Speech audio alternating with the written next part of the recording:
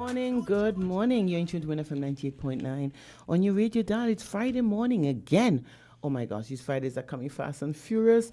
It is the 20th day of November 2020. Could you imagine that? I can't believe it. I just don't seem to know where everybody wants to 2022 just sail on down the road. But you know what's happening? I find it's just flying. It's decided, no, I'm not going to cruise. I'm going to take, not Liat, not BA, American Airlines, and I think that's what's happening. It's going so fast and furious. But guess what? It's been a beautiful 2020 for me.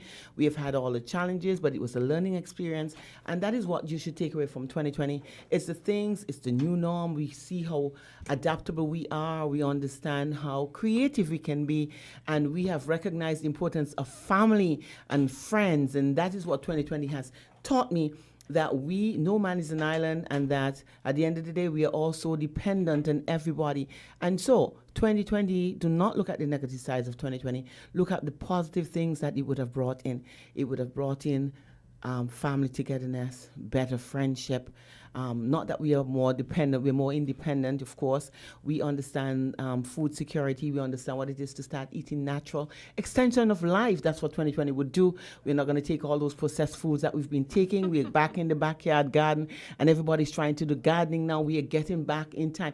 I remember one time my mother said to me, life goes around in circles. So what we used to call as primitive, we are now recognizing it as just, it's the most important part of longevity. And we realize people, 70 looks very young.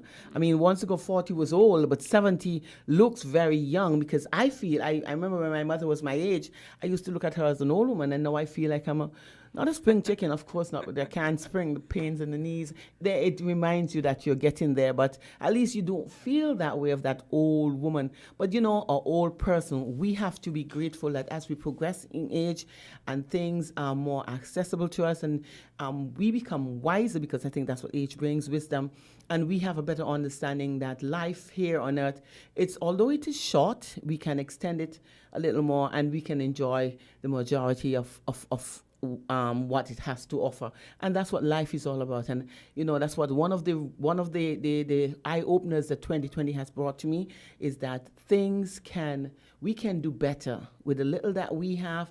We can do better. All of the lots of stuff that we have is not necessary, because lots of us has lots of money. Some of them, not us, some of them have lots of money in the bank, but look at what it is we can't travel, or usual cruises we can't do. And so we understand the beauty that what we have here, and how we can appreciate it. And we recognize that people would have paid to come to St. Kitts for vacation.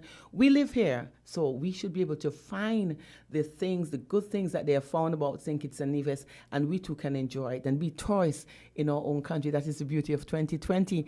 I love it. COVID is, for me, it's just a natural thing. It's a normal thing. We have viruses every year, and people are exposed to it every day.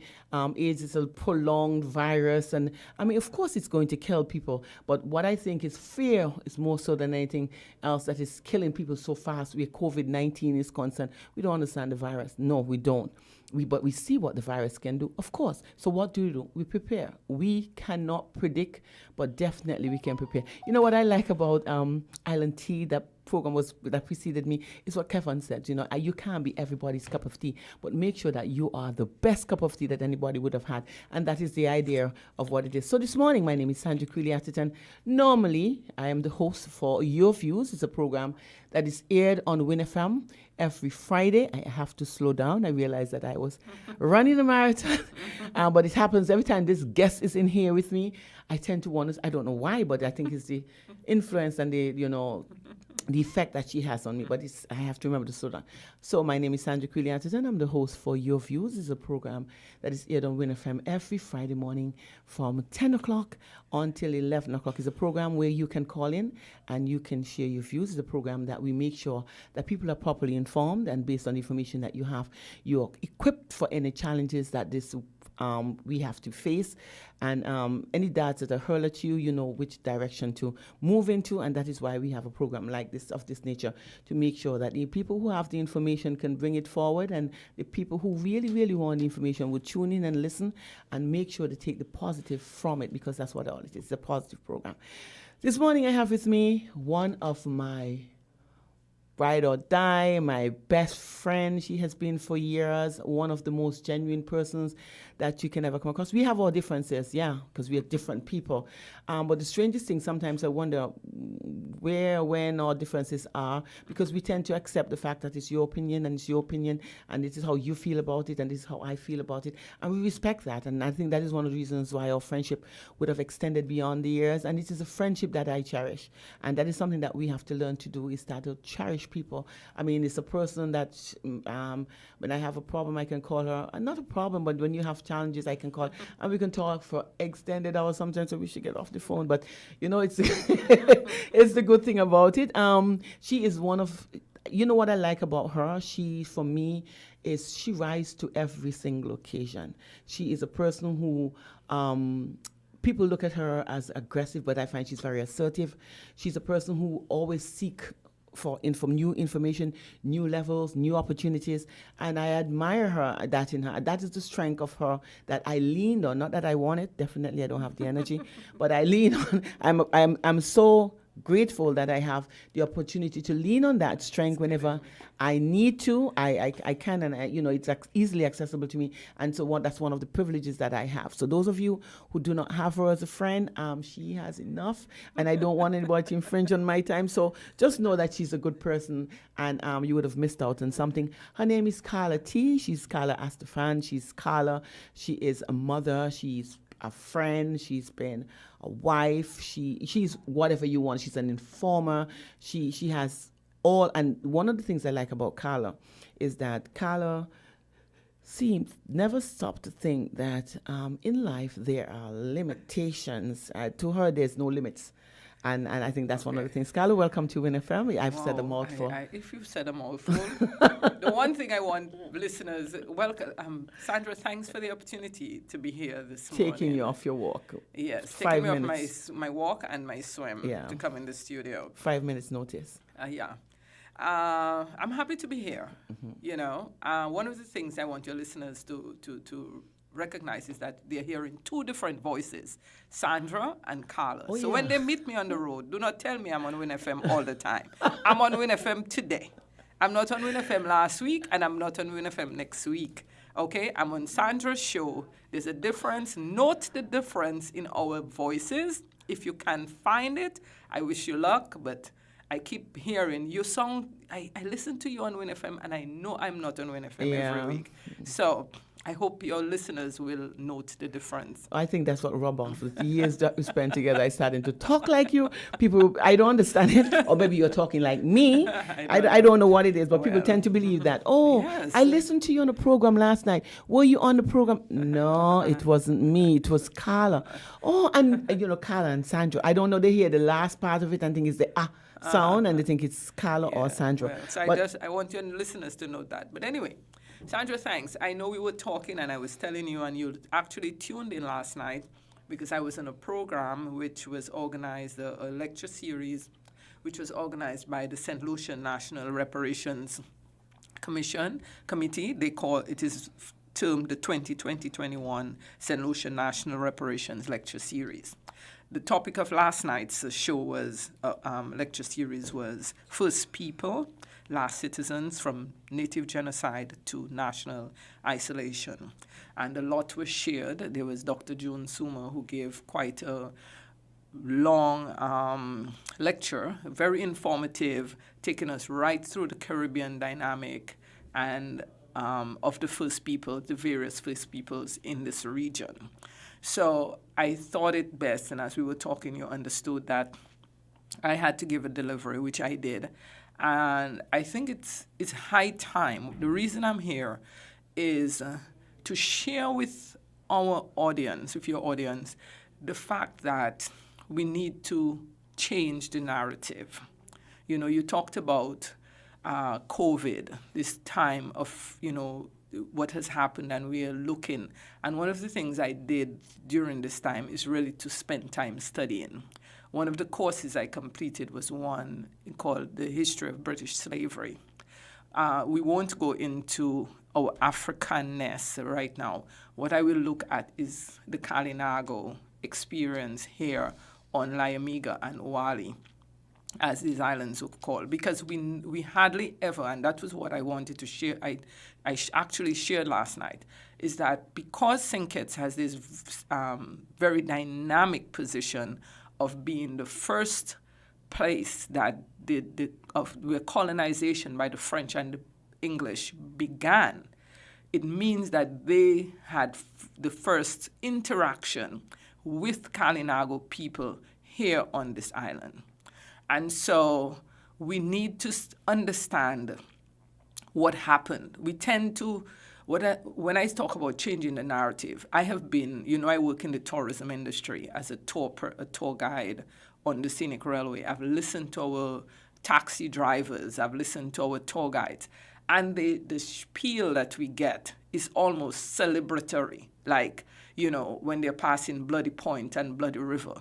What I'm asking for is for us to change the way in which we speak. Because remember, these people whom the British have told us we've learned over time, they were fierce, we have to look at them as freedom fighters. We have to look at them as people who stood up against colonization. Okay? So let us change the way in which we share that story to give them a place of honor.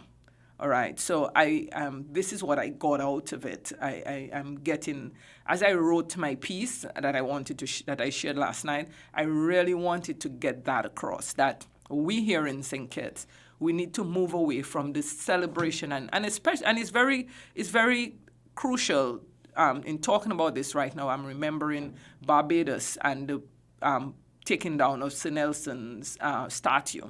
So we have been sharing the Bloody Point story, and we are doing it like a celebration of what happened with the English and the French, like they won basically, but we are not looking at it from the dynamic of the Kalinago. But the sad thing about it, the Kali is still taught in school, and it's amazing that you say, we refer to them. They were referred to as fierce people because they fought against. And then the same thing like Africans, we were savages because we fought against it, and just like you said, we definitely have to change that narrative. Yes, so people, as I went through the history, and I actually have a book that I have many years now, and I went into it to look at the story. When Sir Thomas Warner arrived, Chief Tegerman was like, okay, these people are here. But after 3 years, there was constant problems between them. He wasn't comfortable. Tegerman wasn't comfortable about these people, and he saw these people coming more and more frequently, and these people were taking up their lands, and he wanted to fight back. So he decided to contact persons from neighboring islands to come to St. Kitts, come to Liamiga, so that they could kill off all the English and the French. How they got that done, though? How they communicated during those times? I'm wondering if there were cell phones back then. You see, that is the history that we haven't looked at. How was communication happening then? The indigenous people had their way. Maybe I would believe he sent out some of his best canoes, guys, canoes, because these Gliglies glue. What was this? Is Gligli it was called? We had one come here a few years ago. He must have sent out, but because they said, I read a piece. I did quite a bit of reading, and. The indigenous people, the Kalinago, they were very skilled. It's very much so. So they were going to kill off the English and the French and take back their land. Now, the story that I really have had a problem with over the years, and I know you will agree, I know my friend Heather, when I tell her this, that I've been on radio and talk about it, this woman, Barbie, that we keep talking about Barbie. Not having enough information of who Barbie is and what Barbie really did. We are saying, and I don't know. It's okay. Yeah, there's this story that keeps being told. Oh, Barbie was in love with Sir Thomas Warner, and she ratted out her people. And so she caused the demise of her people. I have had a problem with that.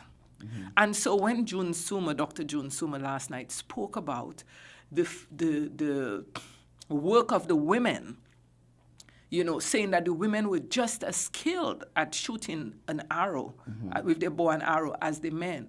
They were warriors as well. I think again about the fact that I have not wanted to subscribe. And I tell people when I'm on the train, I tell them straight up, I don't subscribe to that. You understand? Because we have to begin to own the fact that the Europeans had no regard whatsoever for the people they found here. They had no regard for their culture. They just, wanted the land. They were looking for land, and they got the land. And so when they heard, and I believe when these people were coming, so if Tegraman invited these people from neighboring islands, maybe Dominica and Antigua, Nevis, to come beyond St. Kitts, there was no Kalinago, the Taino were. So St. Kitts, actually, I discovered, was the northernmost place of residence of the Kalinago people. So it was, so they would have invited those further down, and they came up. So I believe that Warner would have seen the canoes coming, got together with Pierre Desnambok, and they plotted to kill Tegraman. And once they killed Tegraman, they killed other people in the village. They got the people, they pushed the people into the ravine there. That's at Bloody Point, that we know as Bloody Point today, and completely slaughtered them. But one of the things that we don't tell, and it's a part of the story that I always share, is that even within there, these people were fighting back. Because we never mention the fact that hundreds of Europeans were also killed, because the Kalinago people used to use the drink of the manchineel, the fluid from the manchineel, and put it at the tip of the arrows. When you get shot with it, you're not living. You understand? So they were freedom fighters. They were fighting for their freedom. And my thing is, we need to change the narrative and start to talk about them. That is one of the things that we need to do. Talk about them in a way that honors their memory. I like the topic, first people and last citizens. I mean, and let's look at what the topic says. I mean, they were the first here. Yes. They owned here, and all of a sudden they have to become citizens, apply for citizenship to be citizens of there. It's not right, Carla. And I like the fact that you're talking about changing the narrative, because we are told a different story. We teach the story that people want us to teach. I mean, how can you look down on people? How come the people who were here first are the aggressors, and the ones who are coming in, they're the victims? I'm glad you went back to the topic. You yourself have been to Dominica. Yes, I have a beautiful little Kalinago girl. So people do not, maybe most people don't know, but you've adopted a child from the Kalinago territory. So you have first-hand information as to the fact that they are like last citizens, even on Dominica. One of the things I wanted to bring up today was one of the things I discovered was... And that's another thing that I hear when I'm listening to the tour guides. Oh, the remaining Caribs were sent off to Dominica, where they live in a place called Massac, which is not true. Definitely. In 1640, they were enslaved. Some indigenous people actually remained here because there were indigenous people in slavery. Yes, that's what I was saying. So it was very interesting for me to discover that. I've heard some people say they descended from Kalinago people, and I always wondered. So when I came upon this piece of information, I was quite... Remember, they were the first enslaved. Huh? Yes, so they were those who were not enslaved in Antigua, in Nevis, and in St. Kitts were sent to Dominica. Okay, so you may have a child here whose roots would have started right here. Exactly. Okay, but you heard, I say this to say that it's all connected, and you see in Dominica, yes, Dominica has made a lot of strides, but I will tell you that growing up, the Caribs were looked down upon, Just and like that- animals, they were yeah, just like the they animals. were. Just I a wouldn't little say higher than I saw I- it, Carla. They were just a little high. They were like you walk. Oh, those are the Carib people. They were sticks there on the side. They're the people. It was they were. So I know that we have to, and Honorable Cozier Frederick talked about that quite a bit, the changing of the narrative about the indigenous people in the region. That we've had a lot of firsts. The CARICOM Reparations Committee, this is part of the 10-point plan, that they be compensated as well. So while there is the part about we Africans enslaved, we have to look at the fact that these people were decimated. We are fighting for their own stuff. We want to be paid for their stuff. They have had their challenges in the body fighting for them, and I like the fact that you all are including them in it, because they were the first people. Yeah. They were here. They're the ones who, for me, who suffered the most. Because we are here, although we were enslaved, we're here and we still have possession of, and we're still in charge. But they were here first, and they're pushed all the way back. They have nobody to talk to, the no history voice. tells us that they would have formed. They ended up having a treaty where they were given portions of land in Dominica, and you would see that even so, they were pushed and pushed to even now occupying much smaller than was first agreed. There's also the issue of these lands, the indigenous people in Dominica not even be able to actually own the title for the land, and that is one of the challenges. So they remain at a certain level that I think they're struggling to get to know, be able to get title for those lands. I mean, when I went for rain and I saw it, because I was there for a very short time, but in the short time you understood a lot.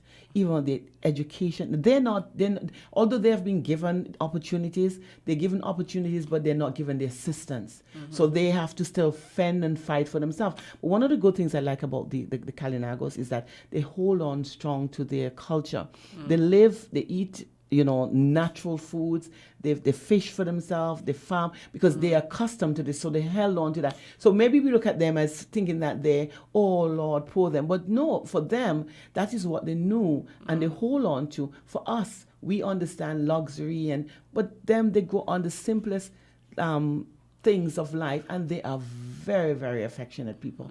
They have a lot to give. Yes, I would agree, because as I said, this is something that we kept hearing, like they're fierce people. They're not. And you see for yourself when you get in touch, like there's a young man at the entrance to ICCS, so friendly. We get along very well.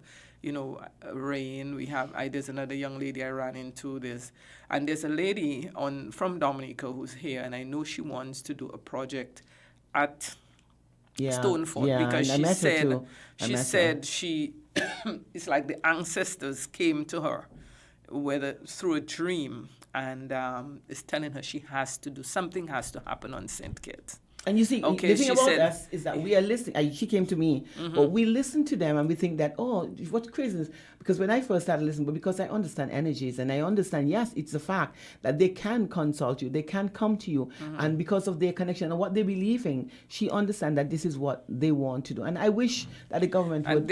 And this is something I spoke about last night, and this is one of the plans of the St. Kitts Nevis National Reparations Committee, is to definitely identify that at Bloody Point there needs to be of memory, a memorial, to pay honor to these freedom fighters. Not just the fact that they died, but the fact that they fought back. We need to recognize them. They were there, and I find our history doesn't say enough about them. So our focus is not about them, and they're still around, and it's so unfortunate that these people, they have lost so much, and up to now they haven't gained anything from it. So yes, so on that note, I mean, we will hope that we can put some good proposals together. We can put a proposal together so and that the lady spot can be identified. Yeah, definitely. Yeah. But in the region, you have other groups who made presentations as well. The Garifuna people in Belize. We know that in St. Vincent, there was an uprising of the Garifuna, and Garifuna is what they refer to as the Black Caribs. Yeah. Dr. June Suma spoke about and there is some evidence that the Black Caribs may have even been here before Columbus, so they were not. Well, we know that Columbus is not this guy. Don't say that the evidence. They know. There's We know evidence, that. Yes. So these peoples would have been here before Columbus. Yeah. So this uprising that took place led the British to get all these people and take them off, ship them off to Brazil, to Belize. And so yesterday was a very important day for them. So they celebrated as their day of arrival in Belize. And so it was very, when St. Lucia planned this and invited the Garifuna representation, they didn't realize that that day was of significance. So that's something. So there's a lot. I know a lot of people do not like history. I'm not sure if you do. Do you like Girl, it? I'm still a student of history. I love history. So I like to go back. I got up this morning. It's good that you actually asked me to come on the show after I told you about last night's show. I was reading, and I'm just like, oh, I should write a piece on this. So that's one of the things that I'd like to do, because one of the things the St. Kitts Nevis Reparations Committee wants to do is to put something in the media at least every month. So this has given me the impetus to write, to write a piece on this specific topic. I also saw some information about the first revolt. This is a story that's very dear to my heart, I think. I don't think we here in St. Kitts are grasping the importance of where we stand in history.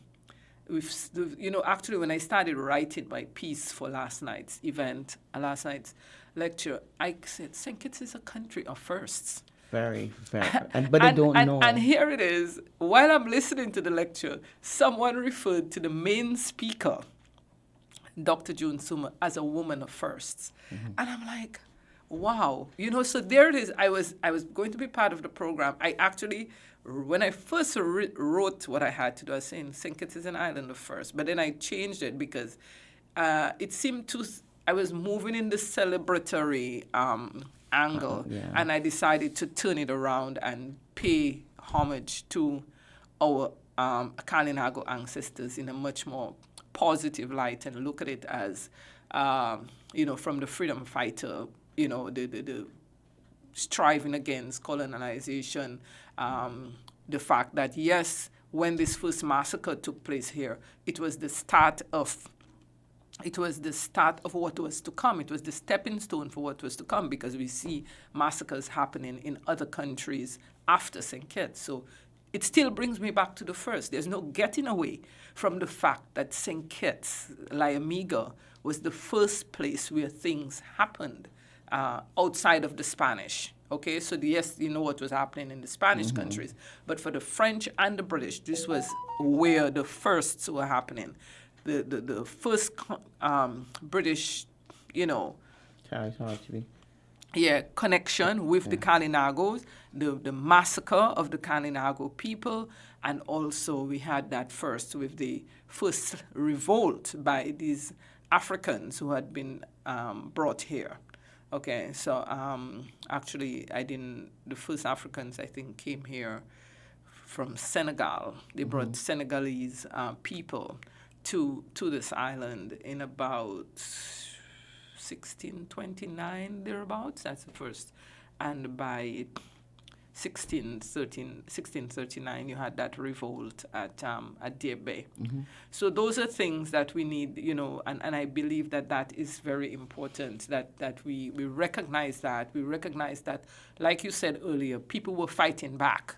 People were not just, our ancestors were not just taking this, they were fighting back. And it's a lesson that we should have learned. But if we can't learn lessons if we don't understand our history. And I've always said that I always wanted to know, in order for you to get to where you want to get to, you have to understand from whence you came. And I think that is seriously missing. We don't understand our strength. We never understood our struggles. We didn't understand. We have not an understanding of how we got to where we are right now.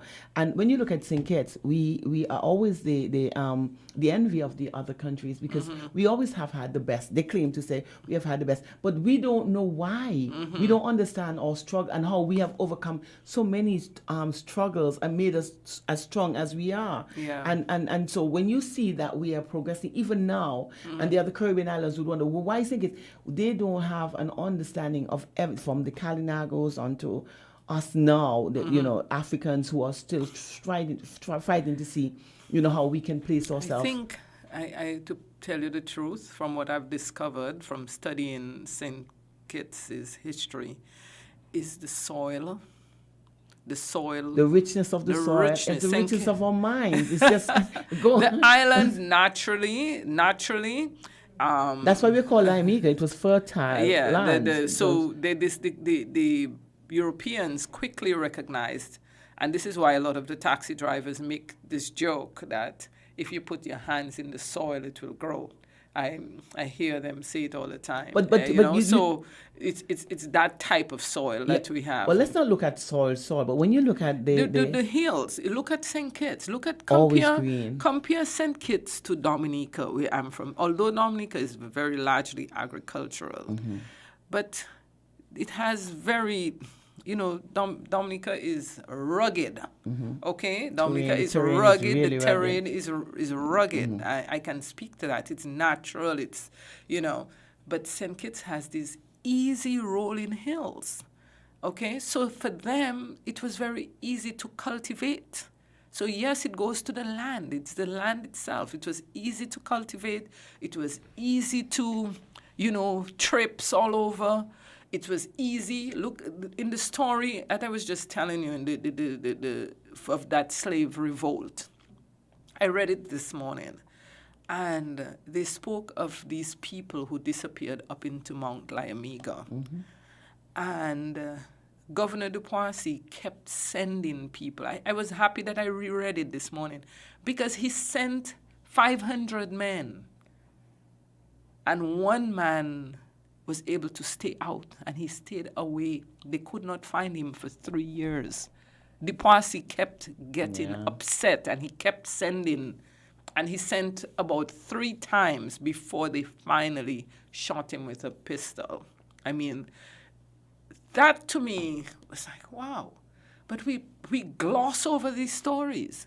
We don't tell it like it is. Like, this is very important to think that, 500 men come after, they sent 500 men to find 60 people. Yeah.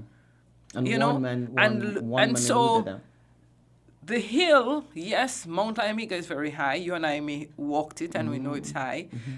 We know it's rough going up there. So you can imagine them looking in every nook and cranny. So this is how important our people were to them.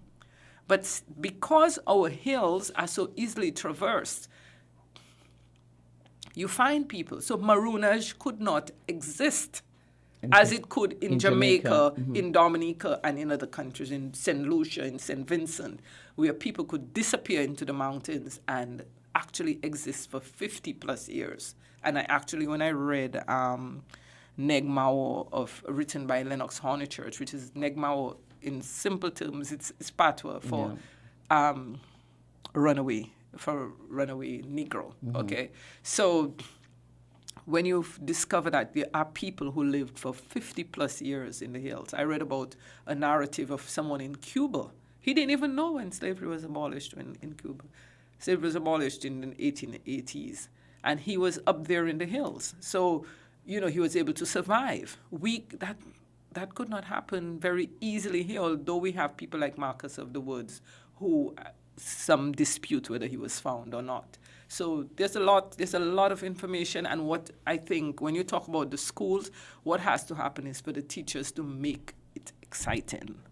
But it is exciting in itself if we get the correct information, because all of us wants to know from whence we came. And if we have an understanding from where we came, it's always exciting. It's curiosity. We are curious enough to find out from whence we came.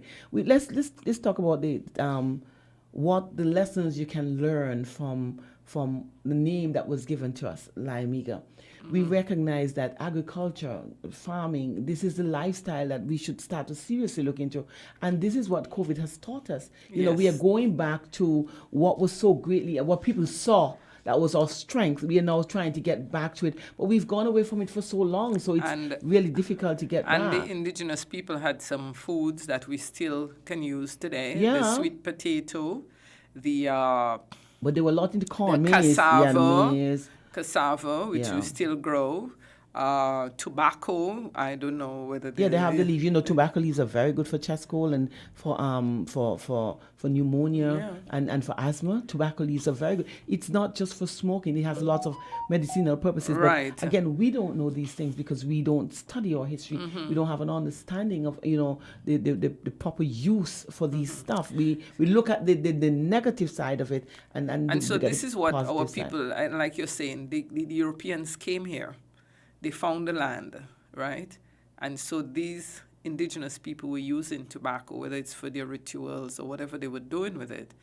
And they figured, okay, we could use that in Europe. And you we know, can make some good we money can make because we're some good smokers and we money. can smoke something else. And what were they smoking something before? I don't even know. But they decided that was the first crop that was cultivated here. Yeah, And tea it must have been. tea and tobacco went well, so I Yeah, think that's the other yeah. reason why they went into sugar, because they wanted So something to sweeten the tea. So it is for us to understand the role of finding. These people were found here. Their culture was taken, and it was used to make money that built Europe.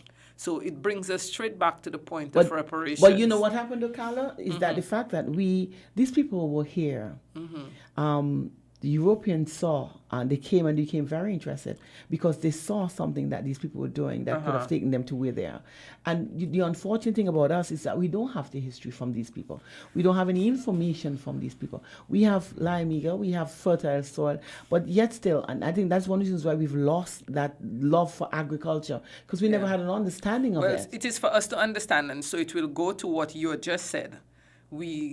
The same thing, they saw an opportunity here, they took it, they ran with it and built it. What are we doing The today? opportunity is still here, Yes, but we are so not. We don't have an understanding of it. What do we need to do? And as you said, yes, all of us became backyard farmers. I grew my okra, I grew peppers, I grew. Necessary I'm not things. doing as well right now, but I did plant some okra again the other day. Let us really utilize the land. So our powers that be really need, and I know they have been doing some, our powers that be really need to take a close look. Our people need to be innovative about the land. I know there's the problem of the monkeys. No. Then I'm glad that you said that. I was in my mind. I was thinking the monkeys are not a problem. We have to utilize them well. Monkeys, just like we eat the goats and the sheep and the cow and the pig. Why can't we use the monkeys for what? They're good for tree mutton, we call them. They're good. They're good tasting meat. We can export it. We import all sorts of stuff, meat kind, chicken, lamb and beef and pork, and we have them here in abundance. Why are we importing when we can make good use of them? Why can't we use the monkey for what it's good for?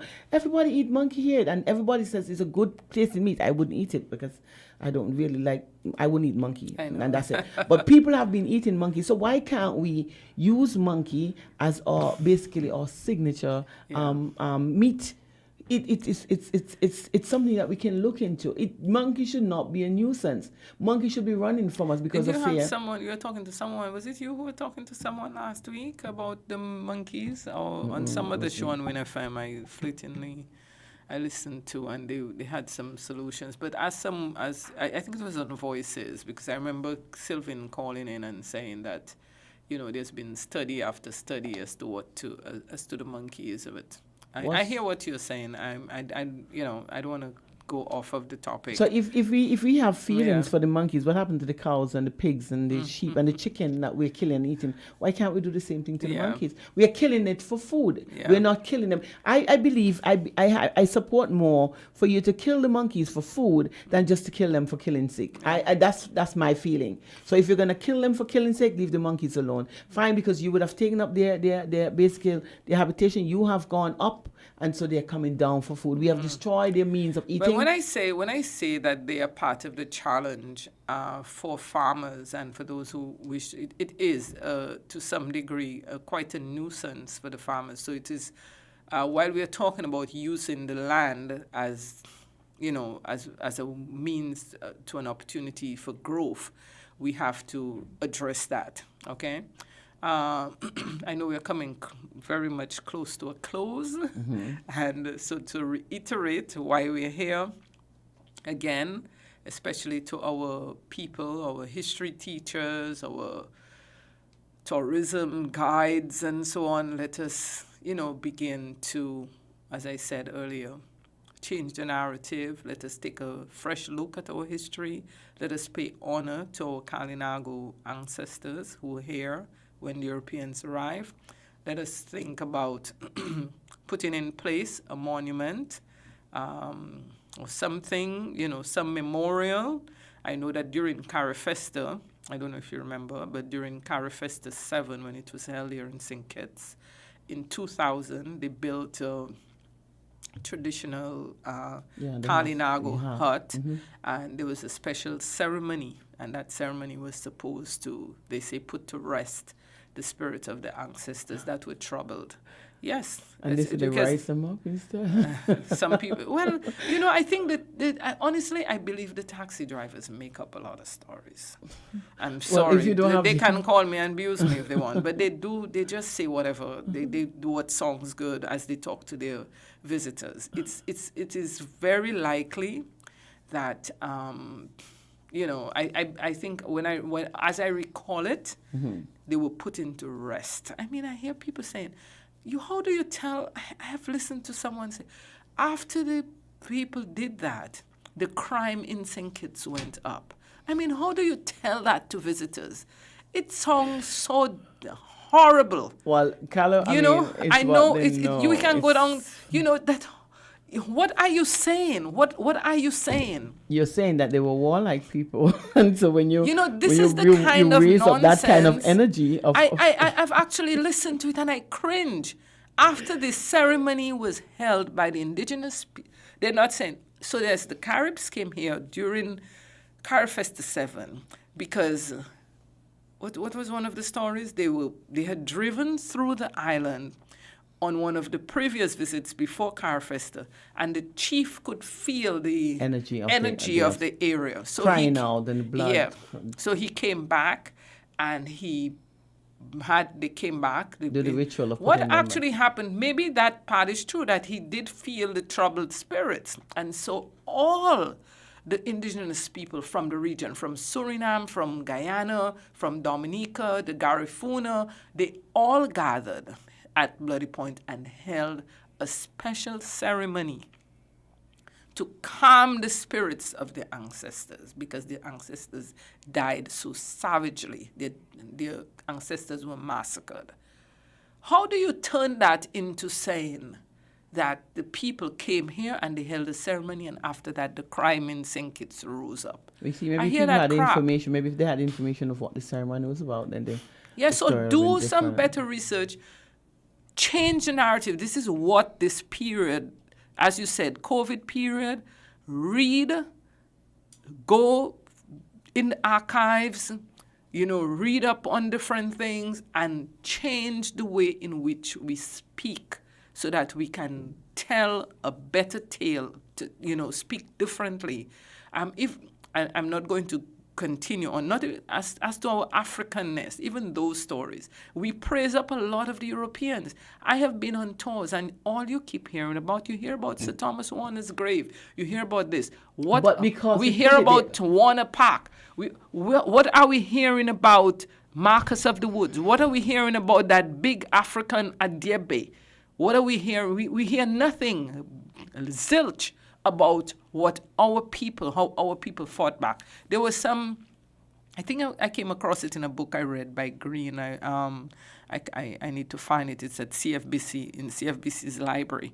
You know, there was an uprising even during the time after the abolition of slavery and full emancipation, where 100 persons rose up because of the treatment being meted out to them during that period of apprenticeship. Okay, so but yet people, what was the narrative you kept hearing? All Kittitians went back to work after the day after slavery was abolished, making Kittitians seem like they were a passive, docile people. Yeah, so this is why I say we need, and I am, you know, sometimes I wonder why the Prime Minister asked me to be on the chair of the Reparations Committee, but I'm taking it on in you know, I'm not always one to do a lot. It shows but that I do we have are very open to everybody. Matters not, and we are one people. It matters not from whence you came. But I will do the work. I want us, you know, we are a committee. Sometimes I'm a little bit laid back and I do procrastinate, but I'm really endeavoring for us to do a lot, you know, in this role and do the work of the that's necessary for us to get there. One of the first job that I want you to take, and I'm going to talk on behalf of my little Kalinago princess that I have, is that you go to the Prime Minister and ask that they give them automatic. I see people coming here who have done absolutely nothing, would have run around, they get citizenship, automatic citizenship. I feel that this land belongs to these people. They were the first. If anybody should get the land, we don't want to be before them, because the history doesn't take us before them. So I'm asking you to take to the Prime Minister and ask that these people get automatic citizenship. I look at the way that they're pushed back and they continue to be pushed back. They're humans. And just like us as black people who are fighting for our own rights and reparation, understanding of the atrocities that we've been through, they have been through a lot, and and what they were trying to do is what we would have done. I mean, we didn't even do as much as they did, because they were fighting back with the little resources that they had, the little tools that they fought back, and in all their struggles they lost. So I'm asking that you take it back, because you're the chairperson. So we have three things. The changing of the narrative, a place at Bloody Point, a place of reverence, a place of memory, and automatic citizenship, and automatic citizenship wherever they go in St. Kitts, especially for these Kalinago people coming from Dominica, anywhere, as long as they're Kalinagos, because we don't know. Just like you said, there are some of them who were here, who were shipped there, but they are citizens. They're native of St. Kitts and Nevis, and we need to. I'm going to fight for her. I'm going to make sure that she. Well, I believe all Dominica is really the only place where you will find, because that was home for them. They went there, and I suppose. I think there's some in St. Lucia, and so on. There may be descendants in all of the islands, but as to a actual place of, they were given the housing there, and they were given the lands there, and they were able to live there. But what I'm saying is that because of the fact, and we have established that they were the first people here. And it's about that. If the government can do something, make sure that it just, you know, they have to come and establish the fact that they're from the Kalinago tribe and stuff, and people. Let's stop this tribal thing, and give them automatic citizenship. And I'm going to fight for that myself, to make sure that they're given something. I mean, they fought, they've lost. We came from Africa. This is a part of that is St. Kitts. Nevis role in the reparations. Yeah, in the reparation. That's one of the steps that we can take. The Kalinago be given automatic citizenship. Because listen, we said we are from Africa, but yesterday we given citizenship. We have our citizen rights here in St. Kitts. These people were from here. This is a place that they were found here. So automatically they were citizens of here.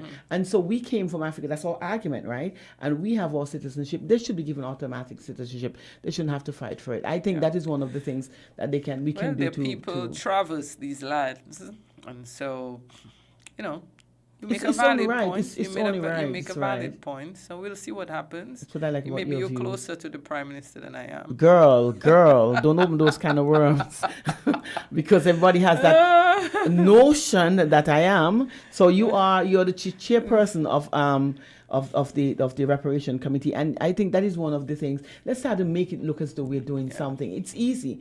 It's not all they wouldn't want to come, and if they want to come, it's their right to do so. They've been here first. They suffered, greatly for it.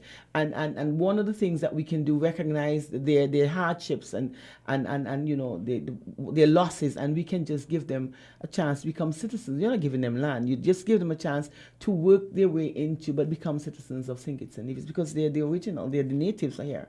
And I mean, I think that's one of the things you could take back to the Prime Minister. I would be grateful. Trust me. Why did I come on Sandra's show? You see how she like to open big cans of worms and just send them crawling all over the place? Colin, no, I know that. I know it's something you wanted to do, so now you have something to take to them. Wow.